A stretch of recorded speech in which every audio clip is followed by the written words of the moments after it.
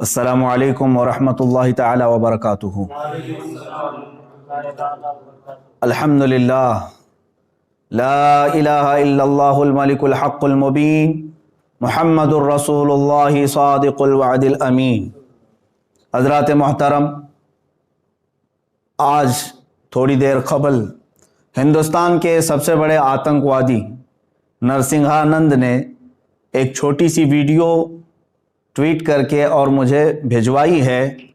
मेरे मुबाहिले के चैलेंज को एक्सेप्ट करते हुए उसने कहा है कि मैं मुफ्ती सलमान अज़हरी की चुनौती को स्वीकार करता हूँ। तो अब सुनो, ये बड़ी खुशी की बात है मेरे लिए कि अब तक गुफे में बैठकर जो गीदड़ भौंकता था वो आज बाहर आने की हिम्मत दिखा रहा है। और याद रखना, अल्हम्दुलिल्लाह मैं आज भी अपने उसी मुबाहिले के चैलेंज पर बरकरार हूँ और इंशाअल्लाह उल अज़ीज़ एक कदम भी पीछे नहीं हटाऊंगा इंशाअल्लाह। अब ये कहता है, तारीख बता, दिन बता और जगह बता। तो सुन ले, जगह तो तेरे चेले ने खुद ही बताया था, दिल्ली के रामलीला मैदान में आने की। ये बात मैंने नहीं कही थी। तारीख दिन मेरा होगा, जगह और परमिशन के मामलात तेरे होंगे। ये पहले वाली वीडियो में भी मैंने स्पष्ट किया है। इसलिए मैं इस पर जोर दे करके कह रहा हूं कि हुकूमत की सारी पुश्तपनाही तुम्हारे साथ है, यह हमें अच्छी तरह से मालूम है। और अगर ऐसा ना होता तो तुम खुले सांड की तरह घूम नहीं रहे होते आज। बार बार मेरे नबी कौनैन सल्लल्लाहु ताला अलैहि वसल्लम की शान को निशाना बनाता है ये। इसको साधु और संत कहते हुए शर्म आती है, ये पाखंडी है और एक बहुत बड़ा जहर है हिंदुस्तान के लिए, जो मुसलमानों में और हिंदुओं में लड़ाने का तय करके बैठा हुआ है।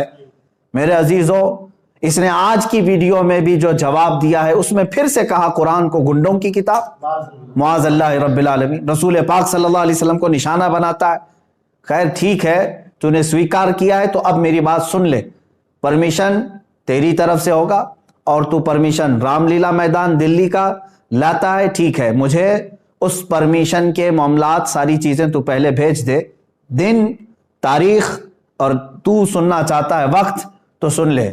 इसके लिए भी और मेरे अजीज मुसलमानों के लिए भी, ऐ मेरे अजीज मुसलमान, तमाम उम्मत मुस्तफ़ा सल्लल्लाहु अलैहि वसल्लम के गयूर मुसलमानों, मैंने तारीख अकाबिरीन से मशवरा करके ये तय किया है, इंशाअल्लाह उल अज़ीज़ इसी माह रमज़ानुल मुबारक के 17वीं तारीख को यौम बदर, यौमुल फुरक़ान, अंग्रेजी तारीख के मुताबिक 30 अप्रैल 2021 को जुमा का दिन आ रहा है। इंशाअल्लाह उल अज़ीज़ ये फ़कीर क़ादरी हाजिर होगा। दिन फिर से सुन ले, मेरे रमज़ानुल मुबारक की 17 तारीख यौम बदर, यौमुल फुरक़ान, और 30 अप्रैल 2021 को मैं अपनी जानिब से तारीख तुझे भेज रहा हूँ और तू परमिशन के मामलात आज ही से तैयारी करना शुरू कर दे, या जैसे भी परमिशन के मामलात होंगे तो मुझे फ़ौरन जैसे आज वीडियो भेजा है उसी तरह से भेजेगा। और दूसरी बात, अब जो मुबाहिला होगा, जो मैदान में उतरा जाएगा, अब सुन ले उसके मामलात। मैं अपने इस्लामी उसूलों के मुताबिक मुबाहिले के जो उसूल हैं उस पर अमल करूंगा इंशाअल्लाह अज़ीज़। मैं पहले मैदान में उतरूंगा और फिर इत्माम हुज्जत के लिए सामने बैठूंगा। एक बार फिर से तुझे मैं इस्लाम की हक्कानियत, कुरान अजीम की शान, रसूल पाक सल्लल्लाहु ताला अलैहि वसल्लम की अजमत तेरे सामने फिर से बयान करूंगा। और तू फिर से अगर इनकार पर इनकार करता है, रसूल पाक सल्लल्लाहु ताला अलैहि वसल्लम की शान में मुगल्लज़ात बकता है, कुरान अजीम और इस्लाम को निशाना बनाता है, उसके बाद इत्माम हुज्जत ख़त्म हो जाएगी। मेरी तरफ से जो तुझे इस्लाम की हक्कानियत बतानी थी वो मुकम्मल होने के बाद तू भी बैठ जा, मैं भी बैठता हूँ। तूने कहा है ना कोई चीज़ नहीं लेकर के आऊँगा, देवी को और माँ को अपने अंदर लेकर के आएगा। बहरहाल जिस देवी और देवता की तू पूजा करता है, इबादत करता है, तू बैठ करके अपनी देवी और देवताओं को पुकारेगा और मैं अपने रब्बे जुल जलाल खालिक़े कायनात अल्लाह रब्बुल इज़्ज़त को पुकारूंगा और मैं ये अर्ज करूंगा कि ऐ अल्लाह, इसमें जो झूठा है उस पर तू लानत भेज और उसको तू अपने अजाब का निशाना बना दे।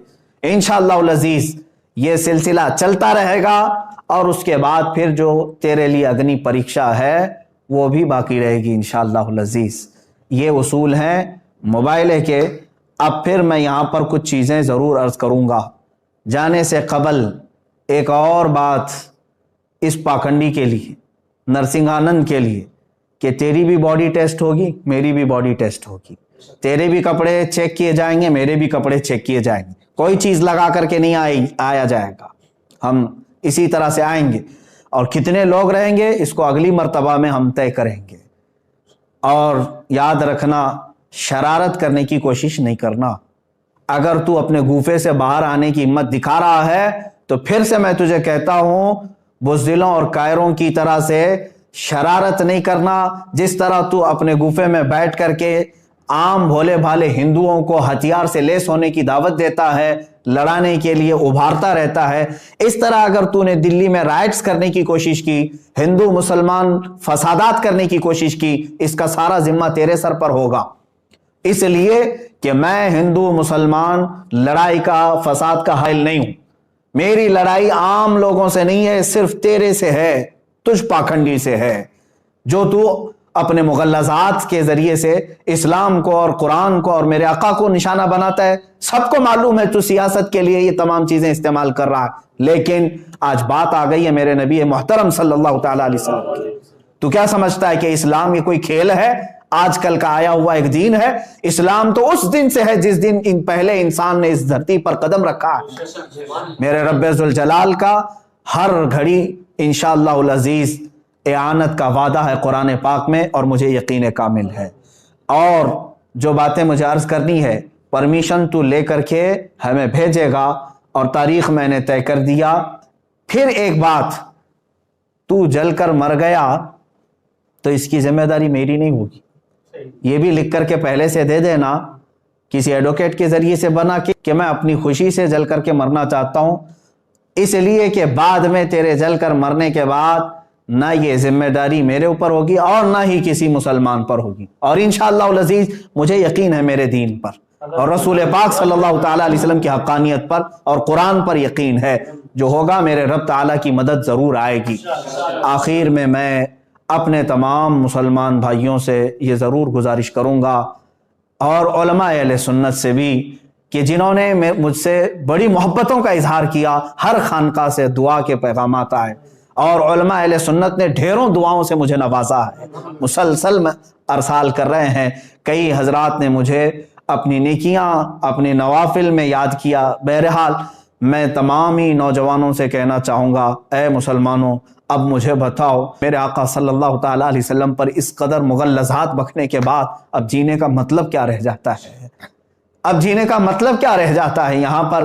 اور پھر میں یہ سمجھ لوں گا کہ اگر اس وقت کے آنے سے پہلے اس نے کوئی شرارت کی، دباؤ بنا کر کے میری گرفتاری یا مقدمے میں گھسیٹنے کی کوشش کی، تو پھر میں سمجھ جاؤں گا کہ تو سب سے بڑا قائر ہے اور بزدل ہے، اور پھر یہ بھی میں سمجھ جاؤں گا حکومت کی ڈبل پالیسی کیا ہے۔ جگہ جگہ سے اس پر ایف آئی آر ہوئے ہیں، دسیوں مقدمے ہو گئے، لیکن اس کو کوئی اریسٹ نہیں کر رہا آج تک۔ کھلے سانڈ کی طرح سے وہ گھوم رہا ہے، زہر پھیلا رہا ہے، آج تک زہر پھیلا رہا ہے۔ اور اگر مجھ جیسا ایک عالم انصاف کی گہار لگائے، اگر مجھے گرفتاری کے بارے میں یا مقدموں کے بارے میں بات آتی ہے، تو پھر یہ ڈبل پالیسی بھی سمجھ میں آئے گی۔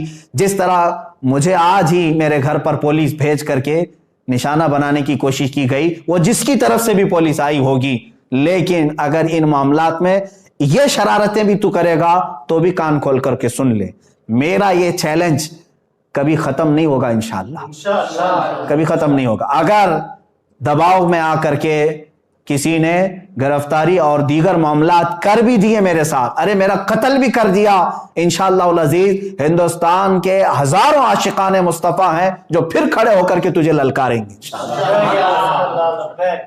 پھر للکارا جائے گا تجھے، اور یہ ختم نہیں ہوگا۔ اور تم اپنی طاقت اور سیاست کا استعمال کرو، انشاءاللہ العزیز ہر سنی مسلمان اپنے عشق رسول کی طاقت کا استعمال کرے گا انشاءاللہ، ہمیں یقین ہے۔ اور تمامی مسلمانوں سے پھر سے میں کہوں گا، آج سے دعاؤں میں لگ جاؤ، اور تم ذرا برابر بھی ہلکا پن محسوس نہ کرنا، اس لیے کہ یہ میرے گھر کی بات نہیں ہے، یہ میرے اپنے ناموری کی بات نہیں. اگر کوئی بدگمانی کرتا ہے تو میں اس سے پھر معذرت کے ساتھ کہوں گا واللہ باللہ تاللہ میں نے ہرگز اپنی ناموری اور شہرت کے لیے یہ چیلنج نہیں کیا ہے. دل جل رہا تھا اسلام کی حقانیت اور رسول مختار صلی اللہ تعالی علیہ وسلم کی شان اور قرآن کی شان کے اظہار کے لیے میں نے چیلنج کیا, اور مجھے یقین کامل ہے انشاءاللہ العزیز, یقین کامل ہے فتح ہوگی تو اللہ رب العزت کے ان بندوں کی فتح ہوگی, کیونکہ قرآن میں مولا نے فرمایا کان حقا علینا نصر المؤمنین, اللہ فرماتا ہم نے اپنے اوپر لازم کر لیا ہے ایمان والوں کی مدد کریں گے. میرا رب فرماتا ہے کتب اللہ لاغلبن انا ورسلی ان اللہ قوی عزیز, اللہ نے یہ لکھ دیا ہے کہ غالب آؤں گا تو میں اور میرے رسول, اور بے شک اللہ قوت والا اور غالب آنے والا ہے. اور پھر میرے رب تعالیٰ نے یہ بھی فرما دیا ہے هو الذی ارسل رسولہ بالہدی ودین الحق لیظہرہ علی الدین کلہ, وہ اللہ ہے جس نے اپنے رسول کو دین حق کے ساتھ بھیجا ہے, دین حق کے ساتھ بھیجا ہے, کسی آتنک کے ساتھ نہیں, اس لیے کہ وہ تمام ادیان میں غالب آئے. اور میرے رب تعالیٰ کے اس کلام مقدس پر یقین رکھو اے سنی مسلمانوں. اور پھر میں گنگناتے ہوئے یہ پیغام ہر ایک سنی مسلمان سے کہوں گا تم بھی آج سے اس کو ورد زبان بنا لینا, اس لیے کہ رزم گاہ حق و باطل اب گرم ہو چکا ہے. اب حق و باطل کے معرکے کی ان تمام تماشا بین مت بننا, حصہ بننے کی کوشش کرو, حصہ بننے کی کوشش کرو. یا رسول اللہ کروں تیرے نام پہ جہاں فدا, نہ بس ایک جہاں دو جہاں فدا, دو جہاں سے بھی نہیں جی بھرا, کروں کیا کروڑوں جہاں نہیں, ایک جان کیا ہے اگر ہو کروڑوں, تیرے نام پر سب کو وارا کروں میں. یا رسول اللہ ابھی وہ امی فدا کا آقائی و مولائی آپ کی شان میں مغلظات بکھے جا رہے ہیں اور ہمارے کان ابھی تک سننے کے لیے باقی ہیں. ہم معذرت چاہتے ہیں یا رسول اللہ, اے اللہ کے نبی صلی اللہ تعالی علیہ وسلم, ہم گناہگاروں کو ایک بار پھر سے معاف فرمائیں, اور دین حق اللہ رب العزت کے نصرت کے لیے, دین حق کی نصرت کے لیے دعا ضرور فرمائیں. اور تمامی مسلمانوں سے پھر سے کہوں گا دل کو حاضر رکھتے ہوئے میرے مصطفیٰ صلی اللہ علیہ وسلم کی طرف توجہ کرتے ہوئے, کون سا دن میں نے بتایا ہے, یوم الفرقان, یوم بدر, جس دن میرے مولا نے 5000 فرشتے اپنے نبی کی حمایت کے لیے اتارے تھے. آج تم پھر سے رزم گاہ حق و باطل میں چلو اور پھر یوں کہو لبیک یا رسول اللہ, لبیک یا رسول اللہ, لبیک یا رسول اللہ. اور انشاءاللہ العزیز جو علماء اہل سنت و جماعت آنے کے لیے مجھے میسیجز بھیج رہے ہیں, ان سب سے بھی گزارش ہے, تاریخ میں نے اعلان کر دیا, جو حضرات پہنچ سکتے ہیں وہ انشاءاللہ ضرور پہنچیں گے, اور اپنی قوت ایمانی کا ثبوت آج دینے کا وقت ہے, ہم دے کر کے رہیں گے انشاءاللہ. السلام علیکم ورحمۃ اللہ وبرکاتہ.